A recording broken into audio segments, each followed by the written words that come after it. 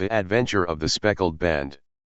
On glancing over my notes of the 70-odd cases, in which I have during the last 8 years studied the methods of my friend Sherlock Holmes, I find many tragic, some comic, a large number merely strange, but none commonplace. For, working as he did rather for the love of his art than for the acquirement of wealth, he refused to associate himself with any investigation which did not tend towards the unusual, and even the fantastic. Of all these varied cases, however, I cannot recall any which presented more singular features than that which was associated with the well-known Surrey family of the Roylotts of Stoke Moran. The events in question occurred in the early days of my association with Holmes, when we were sharing rooms as bachelors in Baker Street. It is possible that I might have placed them upon record before, but a promise of secrecy was made at the time, from which I have only been freed during the last month, by the untimely death of the lady to whom the pledge was given. It is perhaps as well that the facts should now come to light, for I have reasons to know that there are widespread rumors as to the death of Dr. Grimesby Roylott, which tend to make the matter even more terrible than the truth. It was early in April in the year 83 that I woke one morning to find Sherlock Holmes standing, fully dressed, by the side of my bed.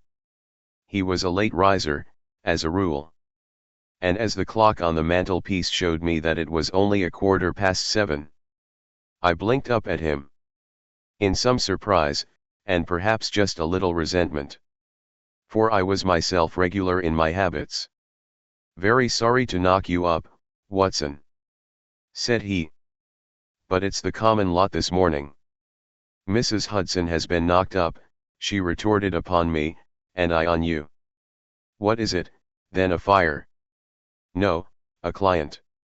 It seems that a young lady has arrived in a considerable state of excitement, who insists upon seeing me.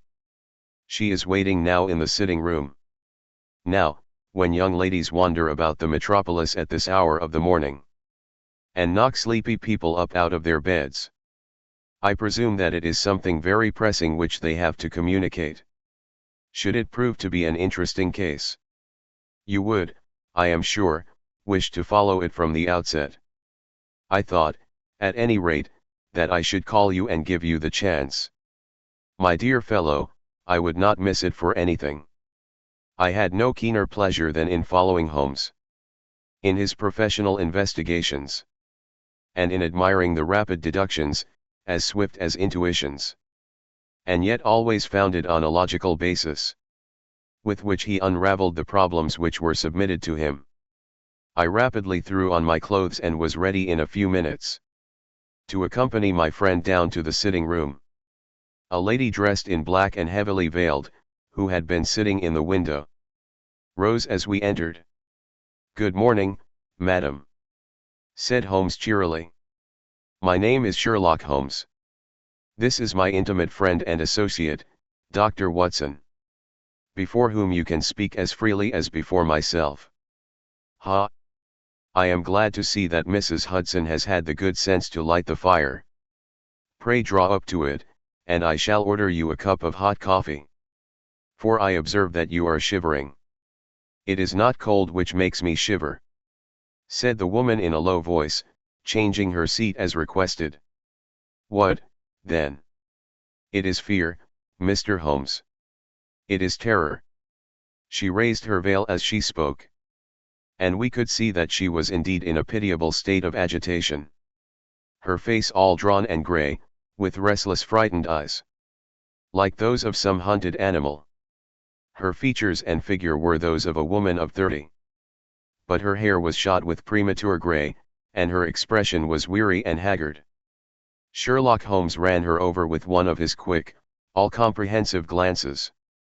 "You must not fear," said he soothingly, bending forward and patting her forearm. "We shall soon set matters right, I have no doubt. You have come in by train this morning, I see. You know me, then?" "No, but I observe the second half of a return ticket in the palm of your left glove. You must have started early." And yet you had a good drive in a dog cart, along heavy roads. Before you reached the station. The lady gave a violent start and stared in bewilderment at my companion. There is no mystery, my dear madam, said he, smiling. The left arm of your jacket is spattered with mud in no less than 7 places. The marks are perfectly fresh. There is no vehicle save a dog cart which throws up mud in that way. And then only when you sit on the left-hand side of the driver. Whatever your reasons may be, you are perfectly correct, said she. I started from home before 6, reached Leatherhead at 20 past. And came in by the first train to Waterloo. Sir, I can stand this strain no longer. I shall go mad if it continues. I have no one to turn to, none, save only one, who cares for me. And he, poor fellow, can be of little aid. I have heard of you, Mr. Holmes. I have heard of you from Mrs. Farintosh, whom you helped in the hour of her sore need. It was from her that I had your address. Oh, sir, do you not think that you could help me, too? And at least throw a little light through the dense darkness which surrounds me? At present it is out of my power to reward you for your services. But in a month or 6 weeks I shall be married, with the control of my own income. And then at least you shall not find me ungrateful. Holmes turned to his desk and, unlocking it, drew out a small case book, which he consulted. Farintosh, said he. Ah yes, I recall the case, it was concerned with an opal tiara. I think it was before your time, Watson. I can only say, madam, that I shall be happy to devote the same care to your case as I did to that of your friend. As to reward, my profession is its own reward. But you are at liberty to defray whatever expenses I may be put to, at the time which suits you best. And now I beg that you will lay before us everything that may help us in forming an opinion upon the matter. Alas, replied our visitor, the very horror of my situation lies in the fact that my fears are so vague, and my suspicions depend so entirely upon small points, which might seem trivial to another, that even he to whom of all others I have a right to look for help and advice, looks upon all that I tell him about it as the fancies of a nervous woman. He does not say so, but I can read it from his soothing answers and averted eyes. But I have heard, Mr. Holmes, that you can see deeply into the manifold wickedness of the human heart. You may advise me how to walk amid the dangers which encompass me. I am all attention, madam. My name is Helen Stoner, and I am living with my stepfather, who is the last survivor of one of the oldest Saxon families in England, the Roylotts of Stoke Moran, on the western border of Surrey. Holmes nodded his head. The name is familiar to me, said he. The family was at one time among the richest in England, and the estates extended over the borders into Berkshire in the north, and Hampshire in the west. In the last century, however, 4 successive heirs were of a dissolute and wasteful disposition, and the family ruin was eventually completed by a gambler in the days of the Regency. Nothing was left save a few acres of ground, and the 200-year-old house, which is itself crushed under a heavy mortgage. The last squire dragged out his existence there, living the horrible life of an aristocratic pauper. But his only son, my stepfather, seeing that he must adapt himself to the new conditions, obtained an advance from a relative, which enabled him to take a medical degree and went out to Calcutta, where, by his professional skill and his force of character, he established a large practice. In a fit of anger, however, caused by some robberies which had been perpetrated in the house, he beat his native butler to death and narrowly escaped a capital sentence. As it was, he suffered a long term of imprisonment, and afterwards returned to England a morose and disappointed man. When Dr. Roylott was in India he married my mother, Mrs. Stoner, the young widow of Major General Stoner, of the Bengal Artillery. My sister Julia and I were twins. And we were only 2 years old at the time of my mother's remarriage. She had a considerable sum of money, not less than £1,000 a year. And this she bequeathed to Dr. Roylott entirely while we resided with him. With the provision that a certain annual sum should be allowed to each of us in the event of our marriage. Shortly after our return to England, my mother died. She was killed 8 years ago in a railway accident near Crewe. Dr. Roylott then abandoned his attempts to establish himself in practice in London, and took us to live with him in the old ancestral house at Stoke Moran. The money which my mother had left was enough for all our wants, and there seemed to be no obstacle to our happiness. But a terrible change came over our stepfather about this time. Instead of making friends and exchanging visits with our neighbours, who had at first been overjoyed to see a Roylott of Stoke Moran back in the old family seat, he shut himself up in his house and seldom came out, save to indulge in ferocious quarrels with whoever might cross his path. Violence of temper approaching to mania has been hereditary in the men of the family. And in my stepfather's case, it had, I believe, been intensified by his long residence in the tropics. A series of disgraceful brawls took place, 2 of which ended in the police court, until at last he became the terror of the village, and the folks would fly at his approach. For he is a man of immense strength, and absolutely uncontrollable in his anger. Last week he hurled the local blacksmith over a parapet into a stream.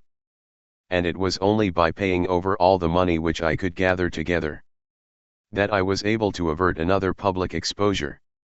He had no friends at all save the wandering gypsies, and he would give these vagabonds leave to encamp upon the few acres of bramble-covered land which represent the family estate, and would accept in return the hospitality of their tents, wandering away with them sometimes for weeks on end. He has a passion also for Indian animals, which are sent over to him by a correspondent. And he has at this moment a cheetah and a baboon, which wander freely over his grounds, and are feared by the villagers almost as much as their master. You can imagine from what I say, that my poor sister Julia and I had no great pleasure in our lives. No servant would stay with us, and for a long time we did all the work of the house. She was but 30 at the time of her death, and yet her hair had already begun to whiten, even as mine has. Your sister is dead, then. She died just 2 years ago, and it is of her death that I wish to speak to you. You can understand that, living the life which I have described, we were little likely to see anyone of our own age and position. We had, however, an aunt, my mother's maiden sister, Miss Honoria Westphale, who lives near Harrow, and we were occasionally allowed to pay short visits at this lady's house. Julia went there at Christmas 2 years ago, and met there a half-pay major of Marines, to whom she became engaged. My stepfather learned of the engagement when my sister returned, and offered no objection to the marriage. But within a fortnight of the day which had been fixed for the wedding, the terrible event occurred which has deprived me of my only companion. Sherlock Holmes had been leaning back in his chair, with his eyes closed and his head sunk in a cushion. But he half opened his lids now and glanced across at his visitor. "Pray be precise as to details," said he. "It is easy for me to be so, for every event of that dreadful time is seared into my memory. The manor house is, as I have already said, very old, and only one wing is now inhabited. The bedrooms in this wing are on the ground floor, the sitting rooms being in the central block of the buildings. Of these bedrooms, the first is Dr. Roylott's, the second my sister's, and the third my own. There is no communication between them, but they all open out into the same corridor. Do I make myself plain?" "Perfectly so. The windows of the 3 rooms open out upon the lawn." That fatal night Dr. Roylott had gone to his room early, though we knew that he had not retired to rest, for my sister was troubled by the smell of the strong Indian cigars, which it was his custom to smoke. She left her room, therefore, and came into mine, where she sat for some time, chatting about her approaching wedding. At 11 o'clock she rose to leave me, but she paused at the door and looked back. "Tell me, Helen," said she. "Have you ever heard anyone whistle in the dead of the night?" "Never," said I. "I suppose that you could not possibly whistle, yourself, in your sleep?" "Certainly not." "But why?"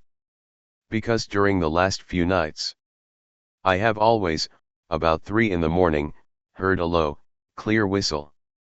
I am a light sleeper, and it has awakened me. I cannot tell where it came from, perhaps from the next room, perhaps from the lawn. I thought that I would just ask you whether you had heard it." "No, I have not. It must be those wretched gypsies in the plantation." "Very likely. And yet if it were on the lawn, I wonder that you did not hear it also." "Ah, but I sleep more heavily than you." "Well, it is of no great consequence, at any rate." She smiled back at me, closed my door. And a few moments later I heard her key turn in the lock. "Indeed," said Holmes. "Was it your custom always to lock yourselves in at night?" "Always." "And why?" "I think that I mentioned to you that the doctor kept a cheetah and a baboon. We had no feeling of security unless our doors were locked." "Quite so. Pray proceed with your statement." "I could not sleep that night. A vague feeling of impending misfortune impressed me. My sister and I, you will recollect, were twins. And you know how subtle are the links which bind two souls which are so closely allied. It was a wild night. The wind was howling outside. And the rain was beating and splashing against the windows. Suddenly, amid all the hubbub of the gale, there burst forth the wild scream of a terrified woman. I knew that it was my sister's voice. I sprang from my bed, wrapped a shawl round me, and rushed into the corridor. As I opened my door I seemed to hear a low whistle, such as my sister described. And a few moments later a clanging sound, as if a mass of metal had fallen. As I ran down the passage, my sister's door was unlocked, and revolved slowly upon its hinges. I stared at it horror-stricken, not knowing what was about to issue from it. By the light of the corridor lamp I saw my sister appear at the opening. Her face blanched with terror, her hands groping for help. Her whole figure swaying to and fro like that of a drunkard. I ran to her and threw my arms round her. But at that moment her knees seemed to give way and she fell to the ground. She writhed as one who is in terrible pain, and her limbs were dreadfully convulsed. At first I thought that she had not recognized me. But as I bent over her she suddenly shrieked out in a voice which I shall never forget. "Oh, my God! Helen!" It was the band. The speckled band. There was something else which she would fain have said. And she stabbed with her finger into the air in the direction of the doctor's room. But a fresh convulsion seized her and choked her words.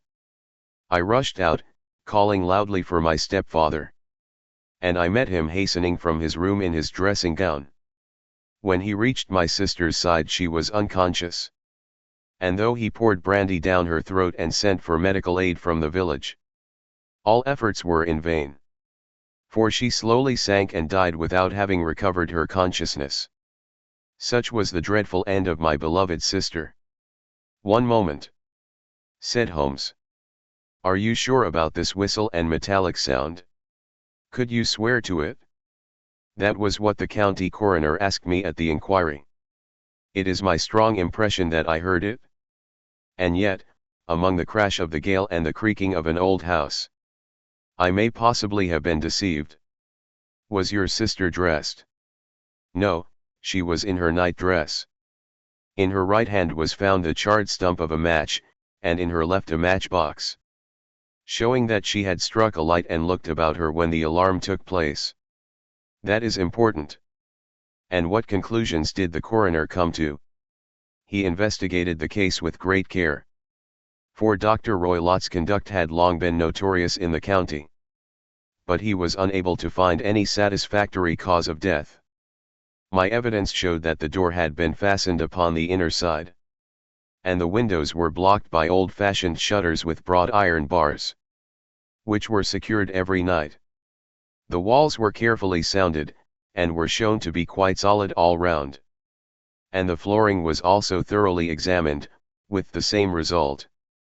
The chimney is wide, but is barred up by 4 large staples. It is certain, therefore, that my sister was quite alone when she met her end. Besides, there were no marks of any violence upon her. How about poison? The doctors examined her for it, but without success.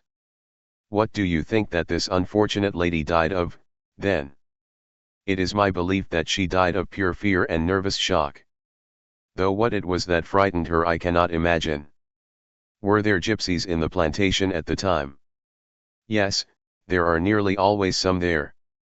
Ah, and what did you gather from this allusion to a speckled band? Sometimes I have thought that it was merely the wild talk of delirium. Sometimes that it may have referred to some band of people. Perhaps to these very gypsies in the plantation.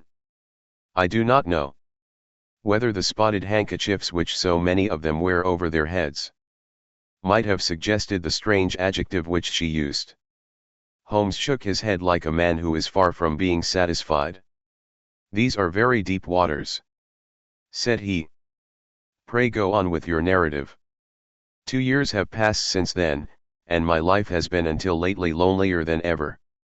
A month ago, however, a dear friend, whom I have known for many years, has done me the honor to ask my hand in marriage. His name is Armitage, Percy Armitage, the second son of Mr. Armitage, of Crane Water, near Reading. My stepfather has offered no opposition to the match, and we are to be married in the course of the spring. 2 days ago some repairs were started in the west wing of the building, and my bedroom wall has been pierced, so that I have had to move into the chamber in which my sister died, and to sleep in the very bed in which she slept. Imagine, then, my thrill of terror, when last night, as I lay awake, thinking over her terrible fate, I suddenly heard in the silence of the night the low whistle, which had been the herald of her own death. I sprang up and lit the lamp, but nothing was to be seen in the room. I was too shaken to go to bed again, however. So I dressed, and as soon as it was daylight, I slipped down, got a dog cart at the Crown Inn, which is opposite, and drove to Leatherhead, from whence I have come on this morning, with the one object of seeing you and asking your advice. You have done wisely, said my friend. But have you told me all? Yes, all. Miss Roylott, you have not. You are screening your stepfather. Why, what do you mean? For answer Holmes pushed back the frill of black lace, which fringed the hand that lay upon our visitor's knee. 5 little livid spots, the marks of 4 fingers and a thumb, were printed upon the white wrist. You have been cruelly used, said Holmes. The lady colored deeply and covered over her injured wrist. He is a hard man, she said. And perhaps he hardly knows his own strength. There was a long silence, during which Holmes leaned his chin upon his hands and stared into the crackling fire. This is a very deep business, he said at last. There are 1,000 details which I should desire to know, before I decide upon our course of action. Yet we have not a moment to lose. If we were to come to Stoke Moran today, would it be possible for us to see over these rooms, without the knowledge of your stepfather? As it happens, he spoke of coming into town today upon some most important business. It is probable that he will be away all day, and that there would be nothing to disturb you.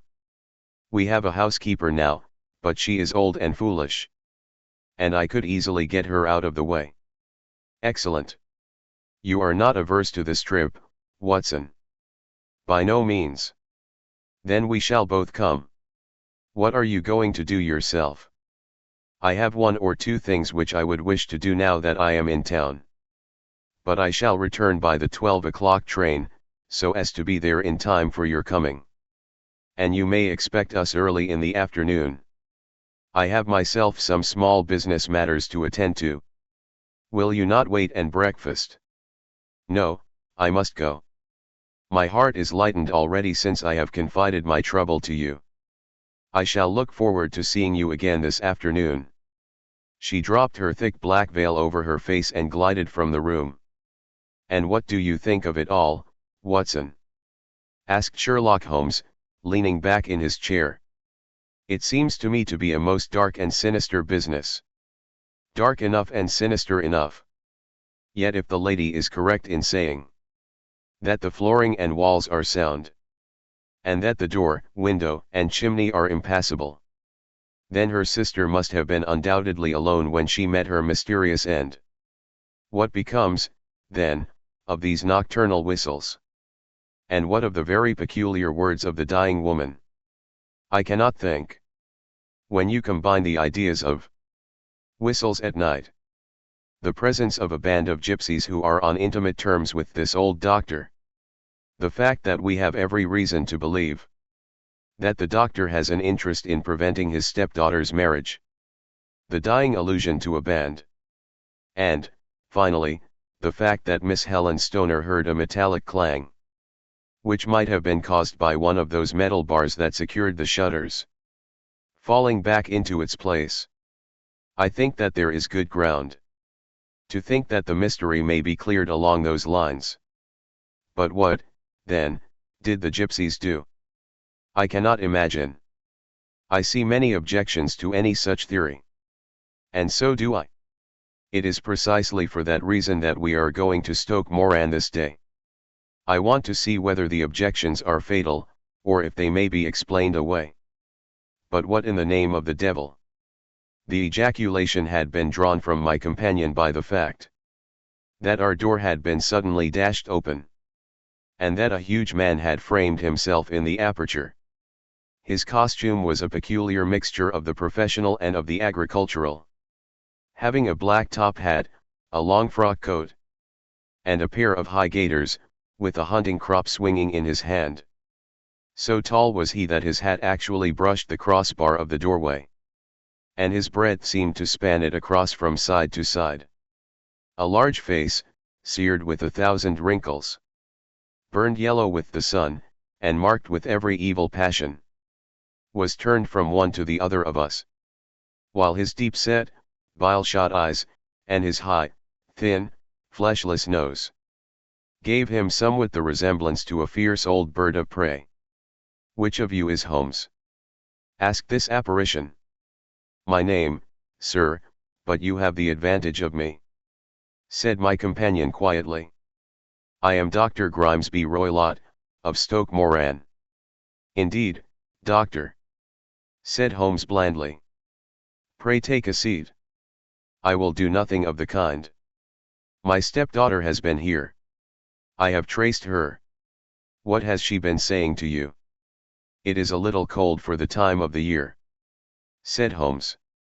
"What has she been saying to you?" screamed the old man furiously.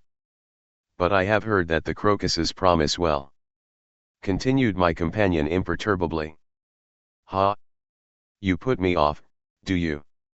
said our new visitor, taking a step forward and shaking his hunting crop. "I know you, you scoundrel. I have heard of you before. You are Holmes, the meddler." My friend smiled. "Holmes, the busybody." His smile broadened. "Holmes, the Scotland Yard Jack in office." Holmes chuckled heartily. "Your conversation is most entertaining," said he. "When you go out close the door, for there is a decided draught. I will go when I have had my say.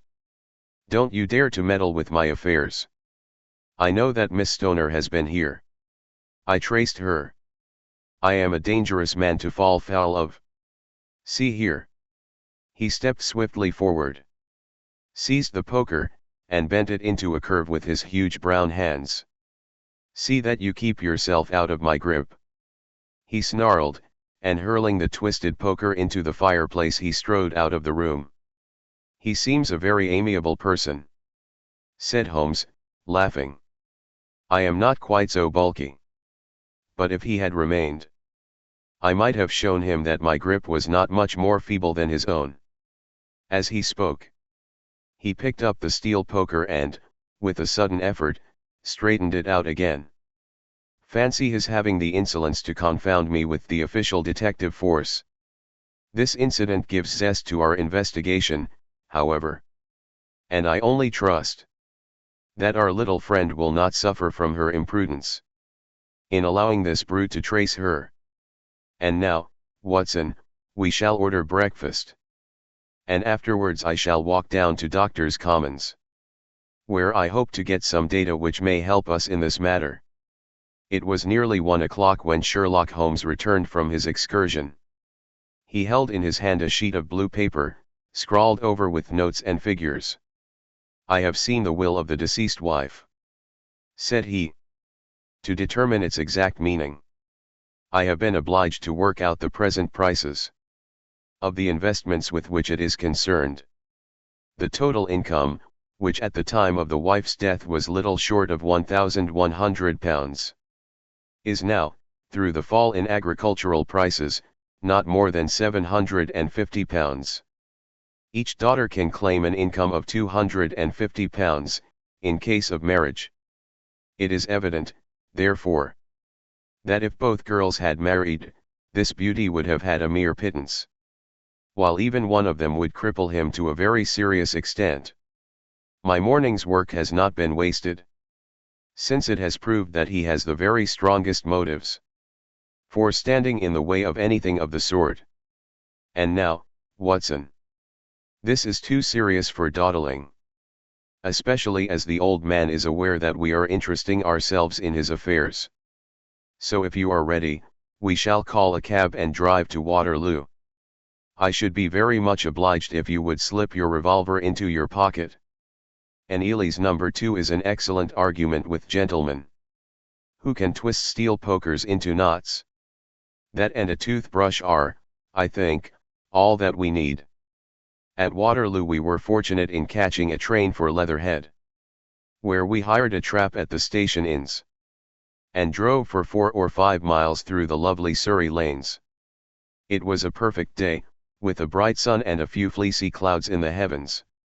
The trees and wayside hedges were just throwing out their first green shoots, and the air was full of the pleasant smell of the moist earth. To me at least there was a strange contrast between the sweet promise of the spring and this sinister quest upon which we were engaged. My companion sat in the front of the trap, his arms folded, his hat pulled down over his eyes, and his chin sunk upon his breast, buried in the deepest thought. Suddenly, however, he started, tapped me on the shoulder, and pointed over the meadows. "Look there," said he. A heavily timbered park stretched up in a gentle slope, thickening into a grove at the highest point. From amid the branches, there jutted out the grey gables and high roof tree of a very old mansion. "Stoke Moran," said he. "Yes, sir, that be the house of Dr. Grimesby Roylott," remarked the driver. "There is some building going on there," said Holmes. "That is where we are going." "There's the village," said the driver, pointing to a cluster of roofs some distance to the left. "But if you want to get to the house, you'll find it shorter to get over the stile, and so by the footpath over the fields. There it is, where the lady is walking. And the lady, I fancy, is Miss Stoner," observed Holmes, shading his eyes. "Yes, I think we had better do as you suggest." We got off, paid our fare, and the trap rattled back on its way to Leatherhead. "I thought it as well," said Holmes as we climbed the stile, "that this fellow should think we had come here as architects, or on some definite business. It may stop his gossip. Good afternoon, Miss Stoner. You see that we have been as good as our word." Our client of the morning had hurried forward to meet us. with a face which spoke her joy. "I have been waiting so eagerly for you," she cried, shaking hands with us warmly. "All has turned out splendidly. Dr. Roylott has gone to town, and it is unlikely that he will be back before evening. We have had the pleasure of making the doctor's acquaintance," said Holmes, and in a few words he sketched out what had occurred. Miss Stoner turned white to the lips as she listened. "Good heavens!" she cried. "He has followed me, then. So it appears. He is so cunning that I never know when I am safe from him. What will he say when he returns? He must guard himself. For he may find that there is someone more cunning than himself upon his track. You must lock yourself up from him tonight. If he is violent, we shall take you away to your aunt's at Harrow. Now, we must make the best use of our time. So kindly take us at once to the rooms which we are to examine." The building was of grey, lichen-blotched stone, with a high central portion and two curving wings, like the claws of a crab, thrown out on each side. In one of these wings the windows were broken and blocked with wooden boards, while the roof was partly caved in, a picture of ruin. The central portion was in little better repair, but the right-hand block was comparatively modern, and the blinds in the windows, with the blue smoke curling up from the chimneys, showed that this was where the family resided. Some scaffolding had been erected against the end wall, and the stonework had been broken into. But there were no signs of any workmen at the moment of our visit. Holmes walked slowly up and down the ill-trimmed lawn, and examined with deep attention the outsides of the windows. "This, I take it, belongs to the room in which you used to sleep. The center one to your sisters, and the one next to the main building to Dr. Roylott's chamber." "Exactly so. But I am now sleeping in the middle one. Pending the alterations, as I understand. By the way, there does not seem to be any very pressing need for repairs at that end wall." "There were none. I believe that it was an excuse to move me from my room." "Ah! That is suggestive. Now, on the other side of this narrow wing runs the corridor, from which these three rooms open. There are windows in it, of course." "Yes, but very small ones. Too narrow for anyone to pass through. As you both locked your doors at night, your rooms were unapproachable from that side. Now, would you have the kindness to go into your room and bar your shutters?" Miss Stoner did so, and Holmes, after a careful examination through the open window, endeavored in every way to force the shutter open, but without success. There was no slit through which a knife could be passed to raise the bar. Then with his lens he tested the hinges. But they were of solid iron, built firmly into the massive masonry. "Hum," said he, scratching his chin in some perplexity. "My theory certainly presents some difficulties. No one could pass these shutters if they were bolted. Well, we shall see if the inside throws any light upon the matter." A small side door led into the whitewashed corridor, from which the three bedrooms opened. Holmes refused to examine the third chamber, so we passed at once to the second, that in which Miss Stoner was now sleeping, and in which her sister had met with her fate. It was a homely little room, with a low ceiling and a gaping fireplace, after the fashion of old country houses. A brown chest of drawers stood in one corner, a narrow white counterpaned bed in another, and a dressing table on the left-hand side of the window. These articles, with two small wickerwork chairs, made up all the furniture in the room, save for a square of Wilton carpet in the center. The boards round and the paneling of the walls were of brown, worm-eaten oak, so old and discolored that it may have dated from the original building of the house. Holmes drew one of the chairs into a corner and sat silent, while his eyes traveled round and up and down, taking in every detail of the apartment. "Where does that bell communicate with?" he asked at last, pointing to a thick bell rope, which hung down beside the bed, the tassel actually lying upon the pillow. It goes to the housekeeper's room. It looks newer than the other things. Yes, it was only put there a couple of years ago. Your sister asked for it, I suppose. No, I never heard of her using it. We used always to get what we wanted for ourselves. Indeed, it seemed unnecessary to put so nice a bell pull there. You will excuse me for a few minutes while I satisfy myself as to this floor. He threw himself down upon his face with his lens in his hand, and crawled swiftly backward and forward, examining minutely the cracks between the boards. Then he did the same with the woodwork with which the chamber was paneled. Finally he walked over to the bed and spent some time in staring at it and in running his eye up and down the wall. Finally he took the bell rope in his hand and gave it a brisk tug. "Why, it's a dummy," said he. "Won't it ring?" "No, it is not even attached to a wire. This is very interesting. You can see now that it is fastened to a hook just above where the little opening for the ventilator is. How very absurd. I never noticed that before.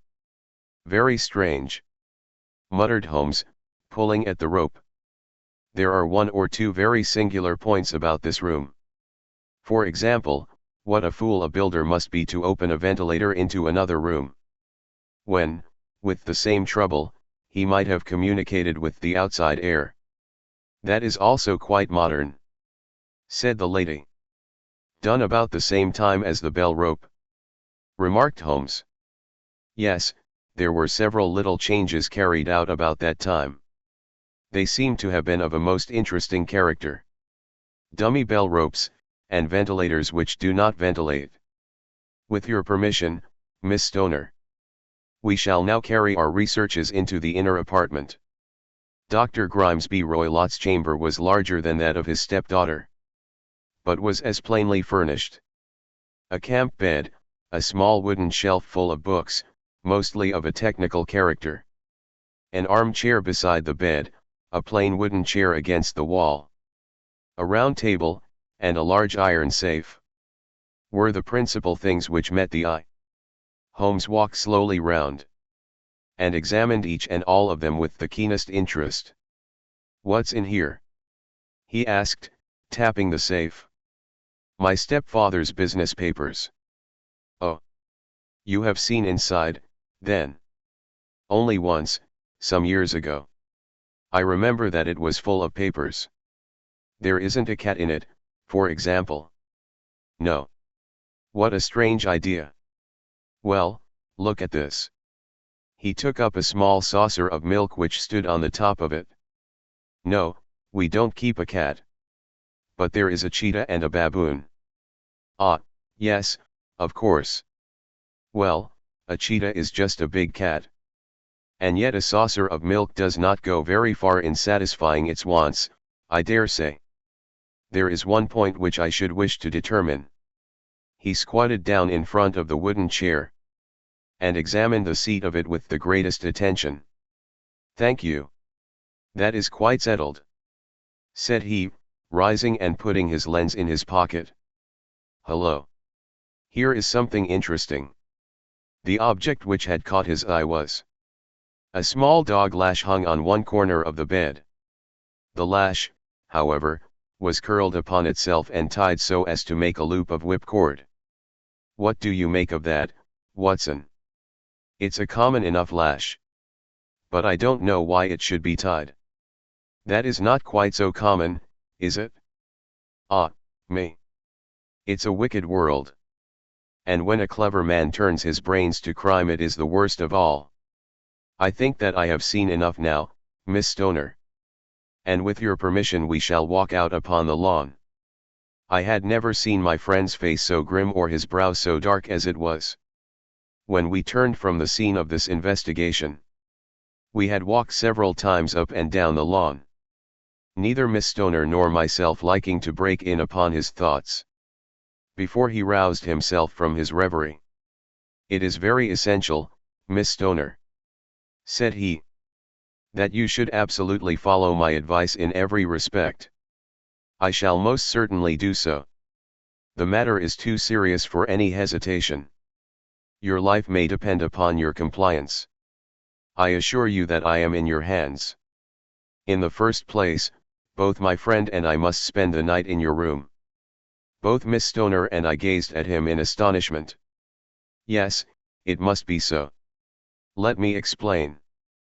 I believe that is the village inn over there." "Yes, that is the Crown." "Very good. Your windows would be visible from there." "Certainly.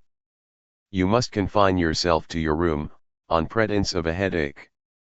When your stepfather comes back. Then when you hear him retire for the night. You must open the shutters of your window, undo the hasp. Put your lamp there as a signal to us. And then withdraw quietly with everything which you are likely to want into the room which you used to occupy. I have no doubt that, in spite of the repairs, you could manage there for one night." "Oh, yes, easily. The rest you will leave in our hands." "But what will you do?" "We shall spend the night in your room. And we shall investigate the cause of this noise which has disturbed you. I believe, Mr. Holmes, that you have already made up your mind," said Miss Stoner, laying her hand upon my companion's sleeve. "Perhaps I have." "Then, for pity's sake, tell me what was the cause of my sister's death." "I should prefer to have clearer proofs before I speak. You can at least tell me whether my own thought is correct. And if she died from some sudden fright." "No, I do not think so. I think that there was probably some more tangible cause. And now, Miss Stoner, we must leave you. For if Dr. Roylott returned and saw us, our journey would be in vain. Goodbye, and be brave. For if you will do what I have told you, you may rest assured that we shall soon drive away the dangers that threaten you." Sherlock Holmes and I had no difficulty in engaging a bedroom and sitting room at the Crown Inn.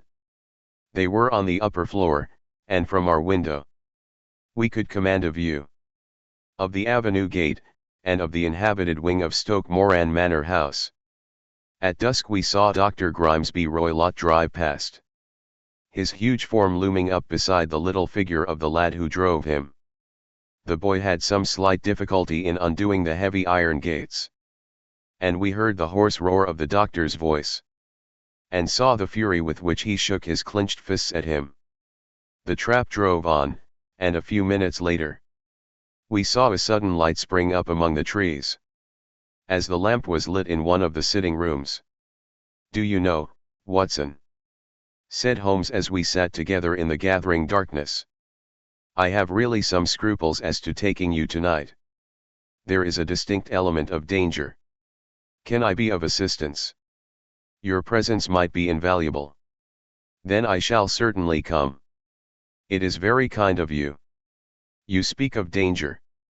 You have evidently seen more in these rooms than was visible to me." "No, but I fancy that I may have deduced a little more." "I imagine that you saw all that I did." "I saw nothing remarkable save the bell rope. And what purpose that could answer I confess is more than I can imagine." "You saw the ventilator, too." "Yes, but I do not think that it is such a very unusual thing to have a small opening between two rooms. It was so small that a rat could hardly pass through. I knew that we should find a ventilator before ever we came to Stoke Moran." "My dear Holmes."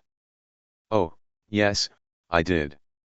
You remember in her statement she said that her sister could smell Dr. Roylott's cigar. Now, of course that suggested at once that there must be a communication between the two rooms. It could only be a small one, or it would have been remarked upon at the coroner's inquiry.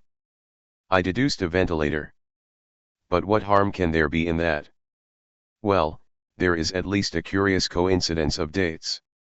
A ventilator is made, a cord is hung, and a lady who sleeps in the bed dies. Does not that strike you?" "I cannot as yet see any connection." "Did you observe anything very peculiar about that bed?" "No. It was clamped to the floor." "Did you ever see a bed fastened like that before?" "I cannot say that I have." The lady could not move her bed.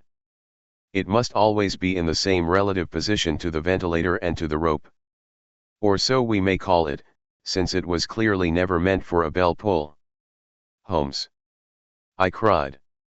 I seem to see dimly what you are hinting at. We are only just in time to prevent some subtle and horrible crime. Subtle enough and horrible enough. When a doctor does go wrong, he is the first of criminals. He has nerve and he has knowledge.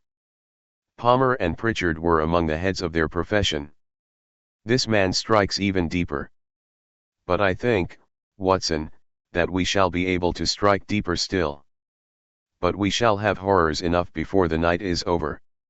For goodness sake, let us have a quiet pipe and turn our minds for a few hours to something more cheerful.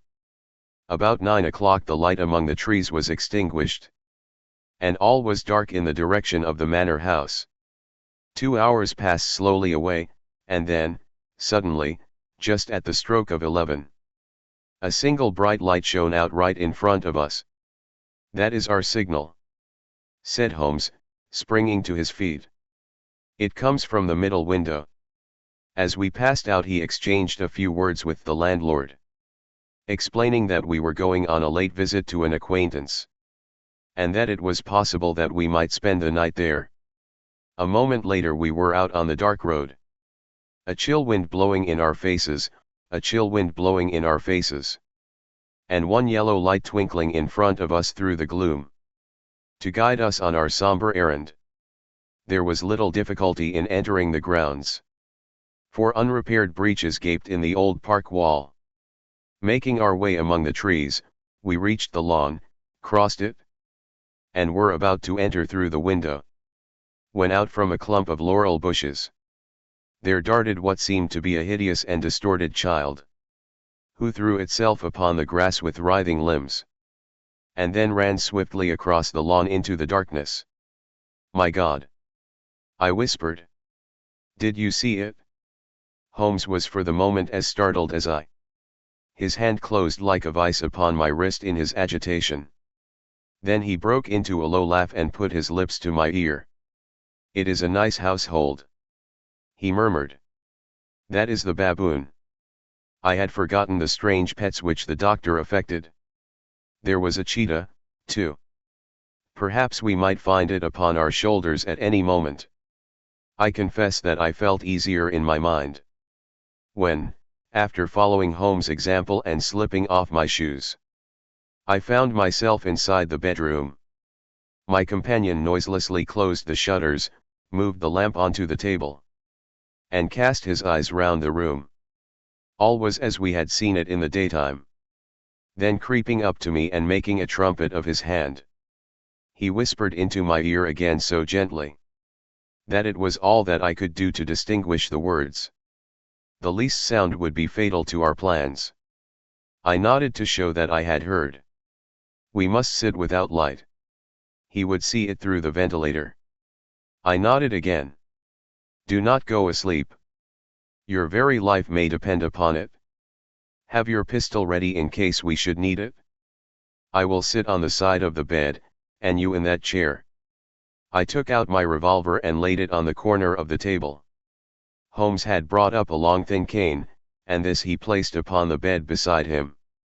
By it he laid the box of matches and the stump of a candle. Then he turned down the lamp, and we were left in darkness. How shall I ever forget that dreadful vigil? I could not hear a sound, not even the drawing of a breath. And yet I knew that my companion sat open-eyed, within a few feet of me, in the same state of nervous tension in which I was myself. The shutters cut off the least ray of light, and we waited in absolute darkness. From outside came the occasional cry of a night bird, and once at our very window a long-drawn cat-like whine, which told us that the cheetah was indeed at liberty. Far away we could hear the deep tones of the parish clock, which boomed out every quarter of an hour. How long they seemed, those quarters! 12 struck, and 1 and 2 and 3. And still we sat waiting silently for whatever might befall. Suddenly there was the momentary gleam of a light up in the direction of the ventilator, which vanished immediately. but was succeeded by a strong smell of burning oil and heated metal. Someone in the next room had lit a dark lantern. I heard a gentle sound of movement, and then all was silent once more, though the smell grew stronger. For half an hour I sat with straining ears. Then suddenly another sound became audible, a very gentle, soothing sound, like that of a small jet of steam escaping continually from a kettle. The instant that we heard it, Holmes sprang from the bed, struck a match, and lashed furiously with his cane at the bell pull. "You see it, Watson?" he yelled. "You see it?" But I saw nothing. At the moment when Holmes struck the light I heard a low, clear whistle. But the sudden glare flashing into my weary eyes made it impossible for me to tell what it was at which my friend lashed so savagely. I could, however, see that his face was deadly pale and filled with horror and loathing. He had ceased to strike and was gazing up at the ventilator, when suddenly there broke from the silence of the night the most horrible cry to which I have ever listened. It swelled up louder and louder. A hoarse yell of pain and fear and anger all mingled in the one dreadful shriek. They say that away down in the village, and even in the distant parsonage, that cry raised the sleepers from their beds. It struck cold to our hearts, and I stood gazing at Holmes, and he at me, until the last echoes of it had died away into the silence from which it rose. "What can it mean?" I gasped. "It means that it is all over," Holmes answered. "And perhaps, after all, it is for the best. Take your pistol, and we will enter Dr. Roylott's room." With a grave face he lit the lamp and led the way down the corridor.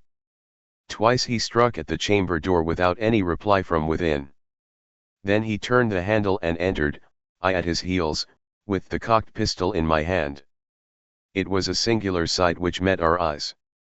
On the table stood a dark lantern with the shutter half open, throwing a brilliant beam of light upon the iron safe, the door of which was ajar.